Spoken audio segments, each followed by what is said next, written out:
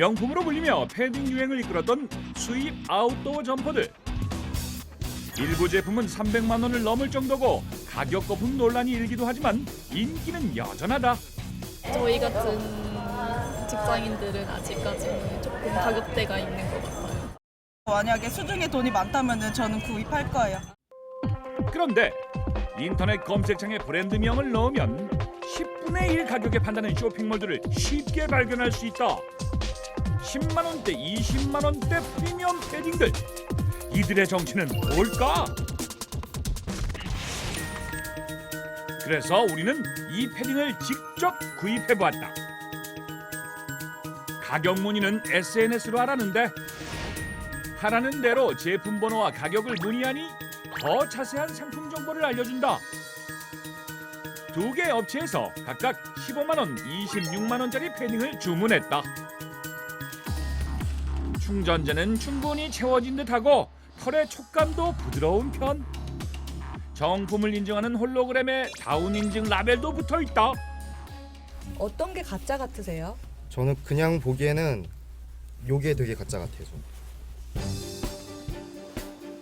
제작진들 사이에서도 어떤 게 위조 제품인지 의견이 분분한데 사실은 둘 다 진품이 아니다. 가품의 경우에는 소재가 이렇게 광택감이 있는 걸 보실 수가 있고요. 로고 부분에서도 글씨체나 이런 마무리가 굉장히 부실한 점을 확인하실 수 있습니다. 겉보기엔 정품과 유사한 복제 위조품. 광고대로 정말 다운 패딩일까? 성분과 함량을 분석해봤다. 그런데 산업적으로 만든 폴리에스터라는 합성 충전재가 100% 포함되어 있는 그런 제품이었습니다. 새의 가슴 부위 솜털을 뜻하는 다운.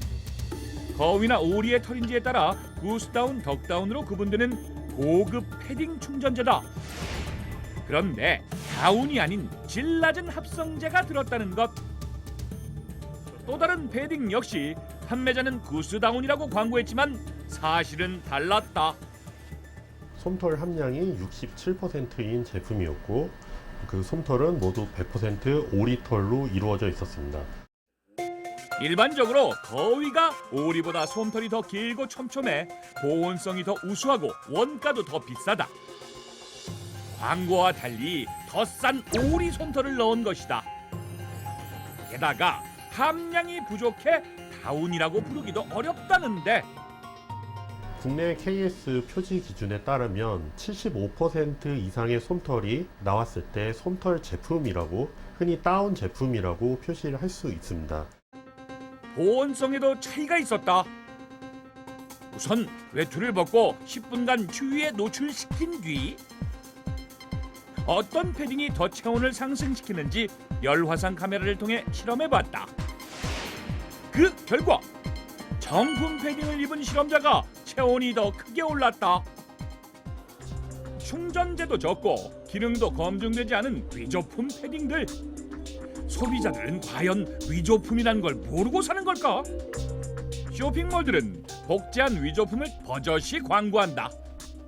또 브랜드명은 밝히면서도 상품 소개 사진에선 상표 부분은 지우는 방법 등으로 위조품임을 은연중에 알린다. 아예 정품을 보고 만들었다고 홍보하는 곳들도 있다. 그렇다면 소비자들은 왜 알면서도 가짜를 사는 걸까? 그러니까 가품인 걸 알고 사신 거잖아요. 그렇죠, 그렇죠. 솔직히 그렇게 특별히 진짜냐 가짜냐는 별로 중요한 건 아니더라고요. 또 디자인도 되게 많거든요. 솔직히 정품인지 가짜인지는 남들 눈치 보고 사는 건데 성능이랑 디자인이 똑같으면 굳이 200만 원까지 갈 필요는 없다고 봅니다. 전문가들은 저렴한 비용에 정품과 비슷한 가치를 누리겠다는 욕구가 죄의식을 누른 것이라고 분석한다. 가성비가 좋다라고 인지가 될 수가 있잖아요. 또 브랜드 후광 효과 같은 것들을 좀 모방해서 이렇게 누리려고 하는 이런 심리 같은 것들이 작용한다라는 거죠. 이 정도는 같이 공유해야 해. 나만 이건 없어. 이런 말이 요즘 유행하는 것처럼 젊은이들의 어떤 문화 공유 그런 측면에서도 이해될 수 있을 것 같아요. 명품 패딩 짝퉁이지만 나도 거기에 또 같이 공유하고 있다. 문제는 온라인 위조품 시장이 과거보다 지능적으로 커지고 있는 것.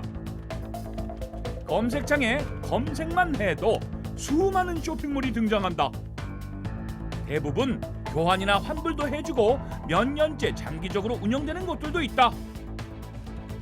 포털 사이트도 위조품 쇼핑몰이 검색 랭킹 상위에 오르는 것을 사전에 막기는 어렵다는 입장이다.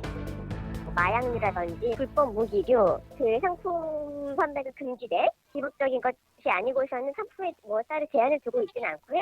다 그 수많은 물건들을 우리가 감별할 수 있는 건 아니거든요. 게다가 실제 거래는 SNS를 통해 1대1로 진행되는 경우가 많아 거래 규모를 파악하기도 쉽지 않다.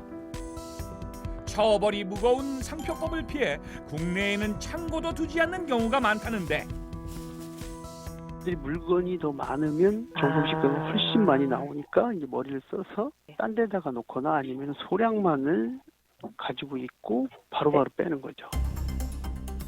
대체로 중국에 공장을 두고 주문 즉시 개별 배송하는 방식으로 단속을 피하는 경우가 많다.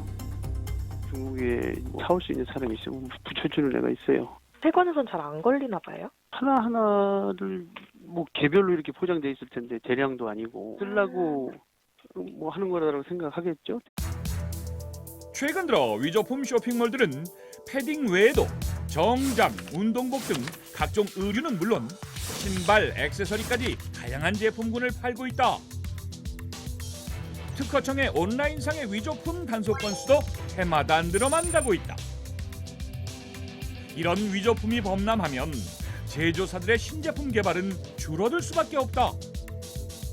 결국 가장 큰 피해자는 소비자가 될 수 있는데 디자이너들의 창작 의욕 같은 것들을 많이 꺾을 수도 있고 또 유명 브랜드의 어떤 상표권이나 또 디자인 이런 그 보호 이런 측면에서 좀 문제가 있을 수 있다는 거죠. 결국은 이제 소비자들에게 이익이나 또 후생 같은 것들을 좀 안 좋은 영향을 미칠 수가 있기 때문에 디자인이 예뻐서 명품이 좋아서 쉽게 생각할 수도 있는 복제 위조품 구매.